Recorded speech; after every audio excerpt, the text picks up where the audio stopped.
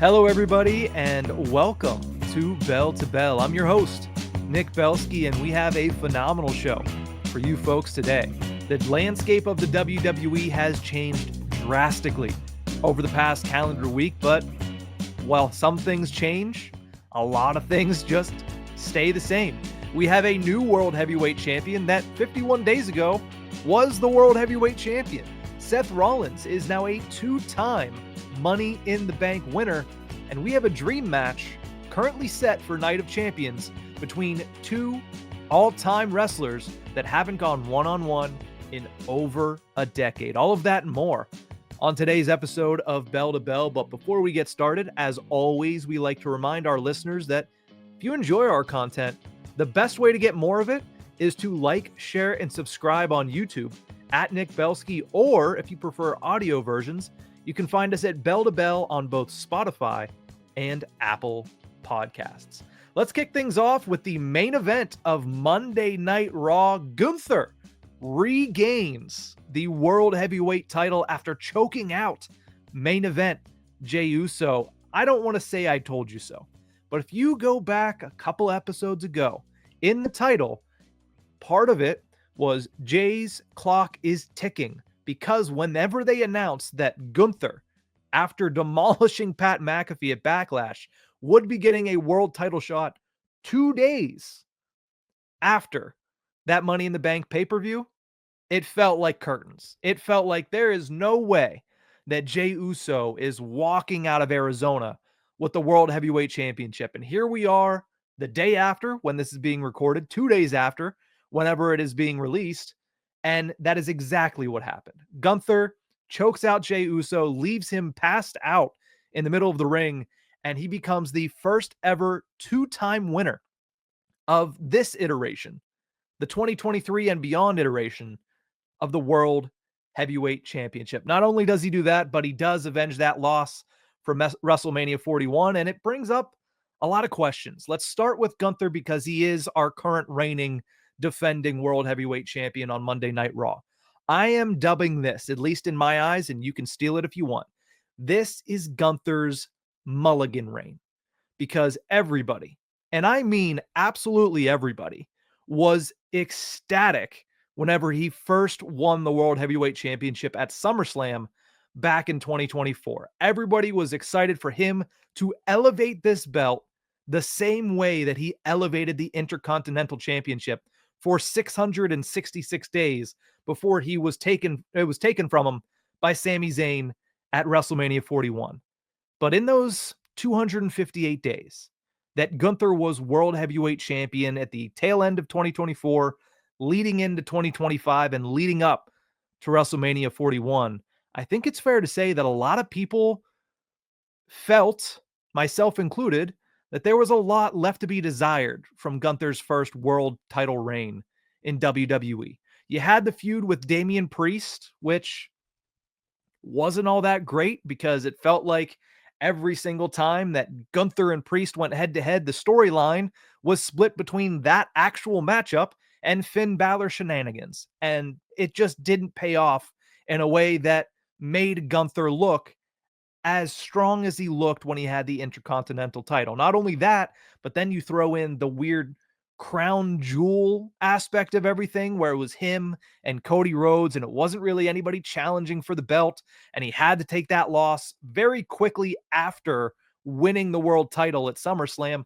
And then you went straight into the Jey Uso program at the beginning of 2025.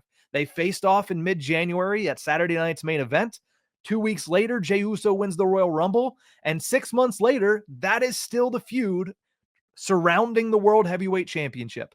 Jey Uso and Gunther. Now, in the last couple of months, in the last week or so, 2 weeks or so, it's been, oh, Logan Paul wants to go after Jey Uso's title. Well, Seth Rollins wants to go after Jey Uso's title. But once it was Gunther again, it felt again like we were falling back into what we'd seen. So first title reign was fine, 258 days. There were moments where it was peak Gunther, but I think there was a lot to be desired. And I think that's what we want to see here in this second world title reign for Gunther. Let's see that dominant intercontinental level of Gunther but elevated to the main event scene. I think he obviously has it in him.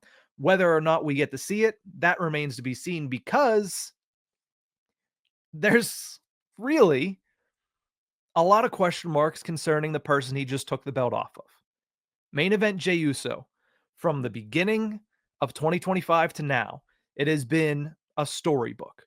And even at this point, you look at the way that he lost the title. Not only did he lose to a worthy competitor in Gunther, but Gunther took advantage of a very tired Jey Uso. Just look at the last 2 weeks for main event Jey Uso. At Saturday night's main event, he escaped against Logan Paul.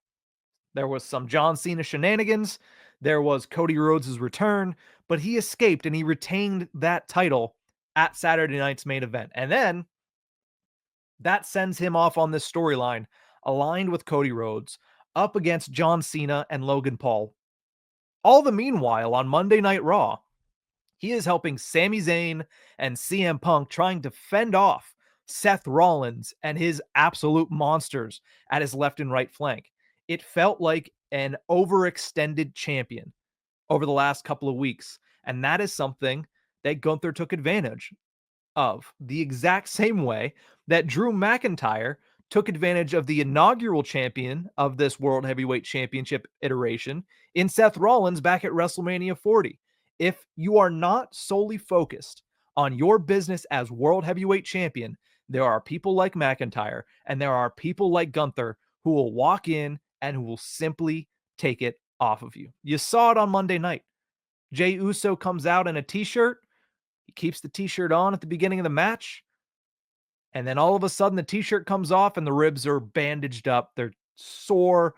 They're injured. And Gunther was absolutely licking his chops. And that is a product of what we've seen over the last 2 weeks, which is Jey Uso overextending himself in his first reign as a world champion in WWE. Now, it's not over for Jey Uso, because I don't think they're just simply going to say, well, it's back to the Intercontinental Championship scene. Maybe we'll see Jey Uso and Dominic Mysterio. It feels like the way this ended, the way that it was him saying yes, essentially, to everybody, and that being, in the end, what cost him against Gunther, it feels like he's going to come back for that title. One of the easiest ways that they can do that, the King of the Ring tournament. It kicked off on Monday night. We saw a couple of good first round matchups, but the other men's King of the Ring Fatal 4-Way, that is going to be the quarterfinal matchup, has one spot that is yet to be determined. That is up to the Raw general manager, Adam Pearce, to fill.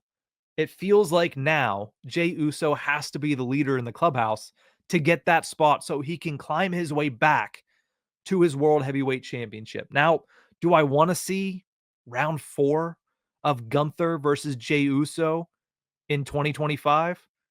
I really don't. Not that I don't want to see Jey Uso back in the world title picture, because I think that he proved that he deserves to be in that picture.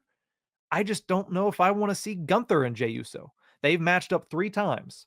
Saturday night's main event back in January, WrestleMania 41 in April, and this Monday on Raw. And I think each time the match has gotten, I wouldn't say progressively worse, but the best was certainly at Saturday night's main event. Then it felt like it took a step back at WrestleMania, still a good match. And then, of course, this past Monday on Raw, it was what it was. It was a battered champion. It was a Monday Night Raw, free on television match where Gunther took advantage of an injured Jey Uso. And yeah, because of that, I don't want to see Jey Uso immediately go after Gunther specifically. Do I want him in the main event scene? Yes, I think he deserves to be there. But against Gunther, do we really need a 4th matchup in 2025, especially if the plan is to do that at SummerSlam, if the plan is to do that at Night of Champions? It feels like we've jumped the shark with this feud, and they need a little bit more separation, especially now that we have Gunther up 4-1 in the series. The one thing that Gunther's going to have to worry about, though, outside of Jey Uso, because we all expect him to want to come back for that World Heavyweight Championship, is there is now a Mr. Money in the Bank just floating around on Monday Night Raw. and that happens to be Seth freaking Rollins. I have seen split discourse on this decision, on this victory for Seth Rollins. A lot of people, myself included, thought it was LA Knight's time. A lot of people wanted to see Penta get the opportunity to be Mr. Money in the Bank. Shoot, I'm sure some people wanted to see El Grande Americano. He had himself a phenomenal weekend in the ring, but at the end of the day, he comes away as the loser in Saturday's Money in the Bank pay-per-view, and his best friend, Chad Gable, was a loser at Worlds Collide, albeit in a potential match of the year candidate match against Vikingo. But at the end of the day, it is Seth Rollins, who is right now the hottest act in WWE, that walks away with the Money in the Bank briefcase, becoming the second ever two-time winner of the men's Money in the Bank ladder match. The first, of course, being his mortal enemy, CM Punk, which is a fun bit of irony there. Now, this, in my opinion, some have said he doesn't need it. He's forming this group. It's something that they could have gone without, but I do think it's great for the new group. He is now in no rush to line up and take the title, especially considering who holds the title on Monday Night Raw now. He has to be a little bit smarter with how he's going to try to just pry that World Heavyweight Championship away from Gunther's hands. But you look at how they've lined things up. Bronson Reed and Braun Breaker were in the King of the Ring tournament. Now, Braun Breaker, did not advance because of, well, some auspicious circumstances, but Bronson Reed is still in the King of the Ring tournament. So as of right now, you would expect that the goal or the plan for Seth Rollins to get complete control of WWE is that Bronson Reed wins the King of the Ring tournament, takes out Gunther at SummerSlam, and becomes the World Heavyweight Champion, aka the face of Monday Night Raw. Meanwhile, Seth Rollins can plot and plan and figure out a way to get the belt off of John Cena. And that way, under Seth Rollins' thumb is both himself, the WWE champion, and the world's heavyweight champion in Bronson Reed. Now, probably would have liked that to be Braun Breaker, considering he is kind of pointed at him as the future of the industry throughout this entire process. But nonetheless, he was eliminated in the King of the Ring tournament. And before we continue, I absolutely love that they brought back the King of the Ring. And I love that they brought back the exact same stakes that they had in 2024, where the winner of both the men's and the women's will get a world title shot at SummerSlam. I think it is a fun way to set up the two of the four world title matches at the biggest event of the summer. I love that they're doing this. I love that they added that air of importance to King of the Ring. Not that it wasn't fun in the past. When Xavier Woods won it, it was a lot of fun. When Baron Corbin won it, it was a lot of fun. But at the end of the day, it becomes a gimmick in and of itself, whereas it is what it should be now.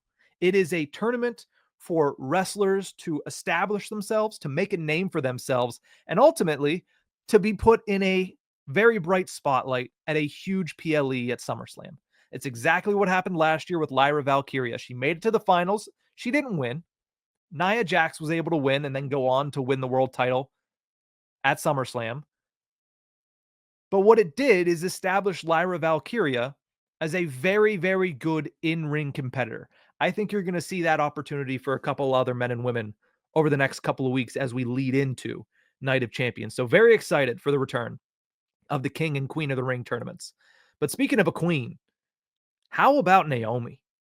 The betting favorite going into Saturday, which did kind of shock me a little bit because whenever you're looking at that field, it was stacked from top to bottom. And you would have to imagine that Rhea Ripley is the favorite in almost everything she does. So while Naomi was the betting favorite, it's still something that when you look at her career, yes, she is a two-time SmackDown Women's Champion, but she has also been involved in a lot of these, for lack of a better term, gimmick matches.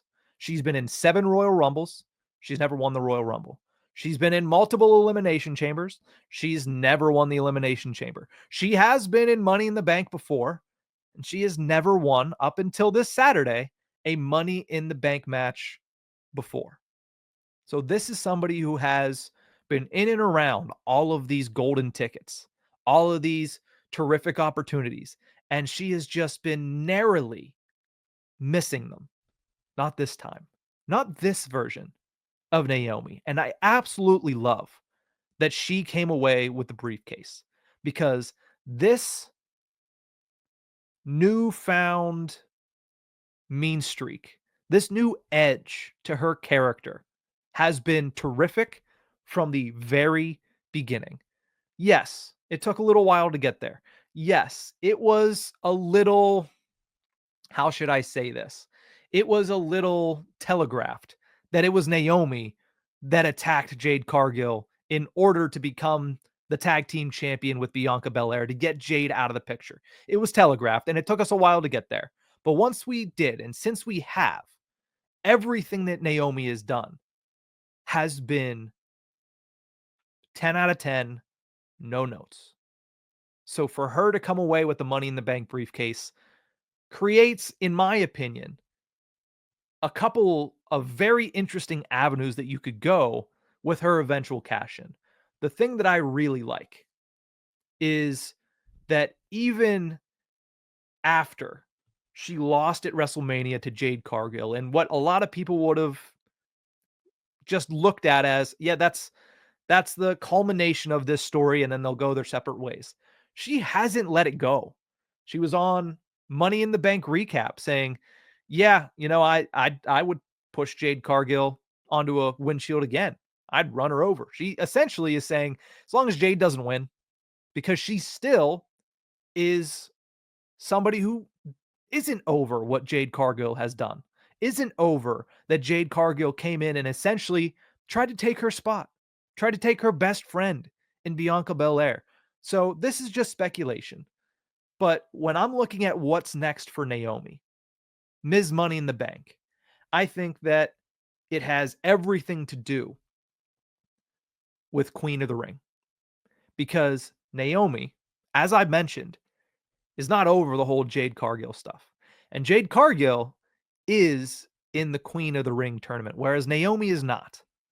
I feel like we are going to see Naomi try to get involved, try to screw Jade Cargill out of the Queen of the Ring qualifying match, or whether it's that, or whether it's the semifinal match, or whether she's trying to screw her out of the finals at Night of Champions.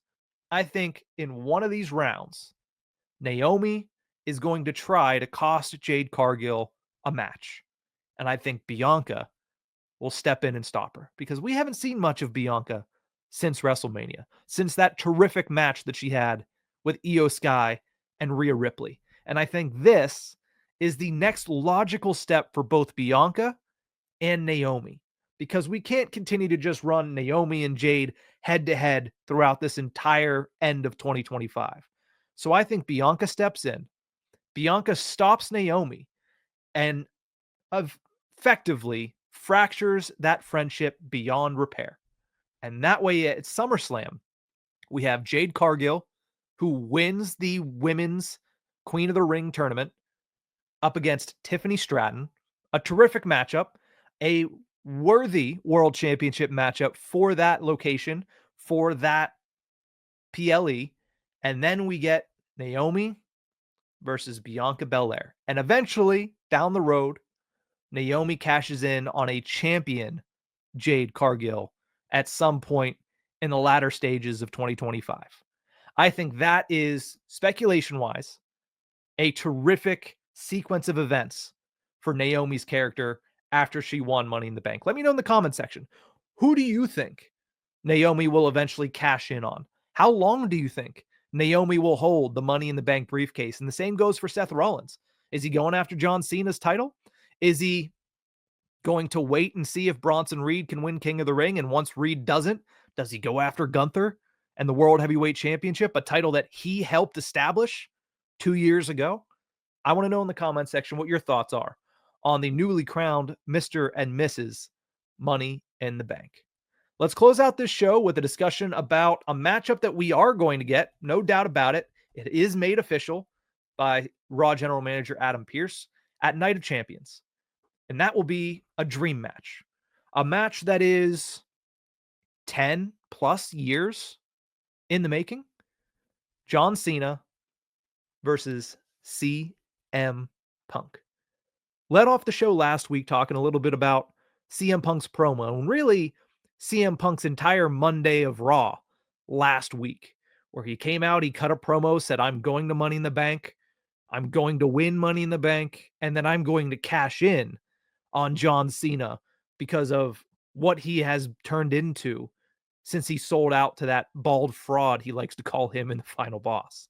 Well, that didn't work out for him because Seth Rollins made sure that CM Punk wasn't in the Money in the Bank match to begin with, as he interfered in the qualifying matchup. So CM Punk doesn't go to Money in the Bank. He doesn't show up at Money in the Bank, which is interesting as Seth Rollins walks away with the briefcase. And instead he comes out on Monday Night Raw and goes face to face with John Cena for the very first time since the Elimination Chamber pay-per-view, where John Cena choked out CM Punk to punch his ticket to the main event of WrestleMania 41.